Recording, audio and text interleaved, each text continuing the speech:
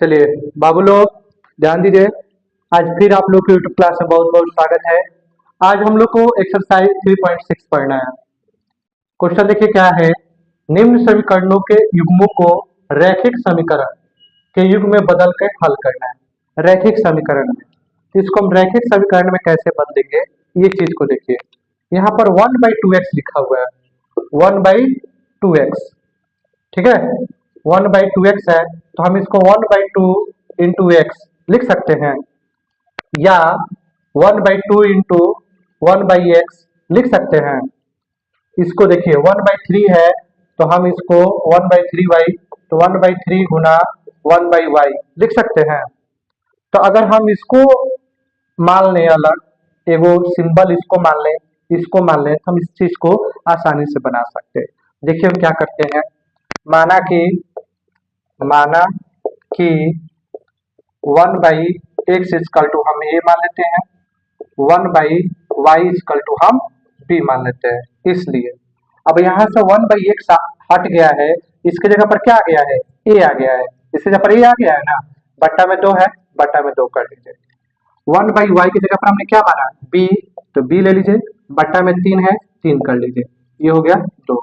1/x हट गया है, इसके जगह पर ए आया है, बट्टा में 3 है तो 3 कर लीजिए।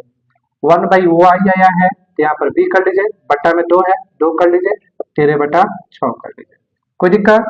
अब यहाँ पर आ जाइए, 2 और 3 कर दीजिए बाबू, ये 13/6 आ गया। अब इसको रैखिक समीकरण में बदलने के लिए 2 और 3 का हम एलसीएम ले लेते हैं, तो क्या हो जाएगा, 6 हो जाएगा। 2 को 6 से भाग करेंगे, 3 आएगा, 3 को ऊपर से गुना 3a, प्लस 3 को 6 से भाग करेंगे, 2 आएगा, 2 को ऊपर से गुना 2b बाई 2/1 हो जाएगा। अब यहाँ पर इसी को पहले हम सॉल्व कर लेते हैं। 1 से ऊपर वाले को गुना, 6 से ऊपर वाले को गुना, यानी क्रॉस मल्टीप्लाई कर लेते हैं। तो ये आपका हो जाएगा 3a प्लस 2b, और 6 का 2 से कर लेंगे 12। ये बन गया समीकरण 1। बोलिए कोई दिक्कत यहाँ तक। अब इससे हम काम कर लेते हैं। 3 और 2 का एलसीएम कितना हो जाएगा, 6। 3 को 6 से भाग करेंगे, 2 आएगा, 2 को पल से गुना 2a, प्लस 2 को 6 से भाग करेंगे, 3 आएगा, 3 को पल से गुना 3b, ये हो गया 13/6। नीचे बराबर के दोनों साइड सेम संख्या तक कट जाएगा, बचेगा 2a plus 3b equal to 13। समीकरण 2 हो गया। समीकरण 1 आ गया, समीकरण 2 आ गया। अब यहाँ पर आप जिस भी विधि का चाहे यूज करके आगे बना सकते हैं, प्रतिस्थापन, विलोपन, वर्गमूल विधि, जो चाहे आप बना सकते हैं। तो हम यहाँ पर आ जाते हैं। यहाँ 3a है प्लस 2b है equal to 12, 2a plus 3b equal to 13। समीकरण 1 है, समीकरण 2 है, ठीक है। अब यहाँ पर हम क्या करेंगे, नीचे वाले संख्या से ऊपर गुना, ऊपर वाले संख्या से नीचे गुना। ये आपका हो गया 3 दूनी 6, 2 दूनी 4, 12 का 2 से गुना 24, 3 का 2 से गुना 6, प्लस 3 का 3 से गुना 9b, 3 का 13 से गुना 39, माइनस माइनस माइनस कट गया, 4 में से 9 गया, क्या हो जाएगा 5b, 24 में से 39 घटा लीजिए, कितना हो जाएगा -15, ठीक है। माइनस माइनस कट गया, b equal to 15/5, b equal to हो गया 3। b का मान यहाँ पर आ गया। अब b का मान समीकरण 1 में रखने पर समीकरण 1 यहाँ पे है 3a plus 2b equal to 12, 3 का 3 a प्लस 2, b का मान क्या है 3a equal to 12, 3a plus 6 equal to 12, 3a equal to 12 plus में जरा के माइनस में 3a equal to 6, a equal to 6/3, a equal to हो गया 2। b का मान आ गया 3 और a का मान आ गया 2, ठीक है। लेकिन अभी तक हमारा काम हुआ नहीं, हमको x और y का मान भी निकलना होगा ना यहाँ पे। अब इसके बाद देखिए हम क्या करेंगे। अब 1/x इक्वल टू a माने थे ना हम, तो यहाँ पर एक जगह पर क्या है 2 है, 1/x इक्वल टू 2/1, एक और एक का कर लेंगे, एक हो जाएगा, दो का एक से कर लेंगे, 2x हो जाएगा, 1/2x, 2 गुना में जरा के भागा में, यानी x की वैल्यू निकल गई। फिर 1/y equal to b, 1/y, b का मान हम लोग क्या निकाले हैं 3, बाई 1 कर लीजिए, y का 3 से कर लीजिएगा 3y, एक का एक से कर लीजिएगा एक, y इक्वल टू 1/3, y का मान आ गया और x का मान आ गया, यही हमारा आंसर हो गया। बोलिए कोई दिक्कत नहीं ना है, चलिए स्क्रीनशॉट ले लीजिए। चलिए ध्यान दीजिए बुआ, क्वेश्चन नंबर 2, यहाँ पर देखिए बाबू, हम मान लेते हैं, माना कि 1/√x, 1/√x को a मान लेते हैं, 1/√y को b मान लेते हैं। जब 1/√x को a माने हैं तो 2a हो जाएगा। कैसे? यानी कि 2/√x है तो हम इसको 2 गुना 1/√x लिख सकते हैं, तो 2 का 2 इसके जगह पर a माने हैं तो ये हो गया। जैसे कि 3/√y है तो यहाँ पर 3 गुना 1/√y, 3, 1/√y की जगह पर हम क्या लिए हैं, b लिए हैं, लिख सकते हैं ना, कोई दिक्कत नहीं ना है। अब आगे आइए, अब यहाँ पर प्लस है, प्लस कर लीजिए, 3 1/√y की जगह पर b ले लीजिए, 2 हो गया। फिर यहाँ पर भी वही काम कर लीजिए, 4a प्लस माइनस 9 है, 9 कर लीजिए, 1/√y की जगह पर b कर लीजिए, इक्वल टू -1, ठीक है। फिर अब आगे यहाँ पर आ जाइए, ये समीकरण 1 हो गया, ये समीकरण 2 हो गया। नीचे वाली संख्या को ऊपर से और ऊपर वाली संख्या को नीचे से, कौन सा विधि है, विलोपन विधि है। 4 का 2 से कर लेंगे 8 है, 4 का 3 से कर लेंगे 12 भी, 4 का 2 से कर लेंगे 8, 2 का 4 से कर लेंगे 8, 2 का 9 से कर लेंगे 18, 2 का -2 से कर लेंगे -2, माइनस प्लस प्लस कट गया, 12 18 कितना हो जाएगा 30 b, ठीक है। और 8 2 10, यानी b इक्वल टू हो गया 10/30, यानी कि 1/3। कोई दिक्कत नहीं ना है, आपका आंसर b का निकल गया। अब हम b के मान को समीकरण 1 में रख देंगे। अब b के मान को समीकरण 1 में रखने पर, ठीक है, समीकरण 1 में रख देते हैं। समीकरण 1 है ये 2a plus 3b equal to 2, 2a plus 3, b का मान क्या है 1/3 इक्वल टू 2, 3 से 3 कट गया, 2a प्लस 1 बच गया equal to 2, 2a equal to 2, plus में जरा के माइनस में 2a equal to 1, a equal to हो गया 1, 2 गुना में जरा के भागा, a का मान आ गया, b का मान आ गया। अब हम यहाँ पर माने थे उसी पर बना देंगे, अतः करके 1/√x equal to a, 1/√x, a का मान क्या है 1/2, √x का 1 से गुना कर लीजिए, √x, a का 2 से कर लीजिए 2। बोलिए कोई दिक्कत नहीं ना है। अभी जो रूट जो है बगल में आके क्या हो जाता है, बगल में आके क्या हो जाता है स्क्वायर, x का मान 4, x का मान 4 है, ठीक है।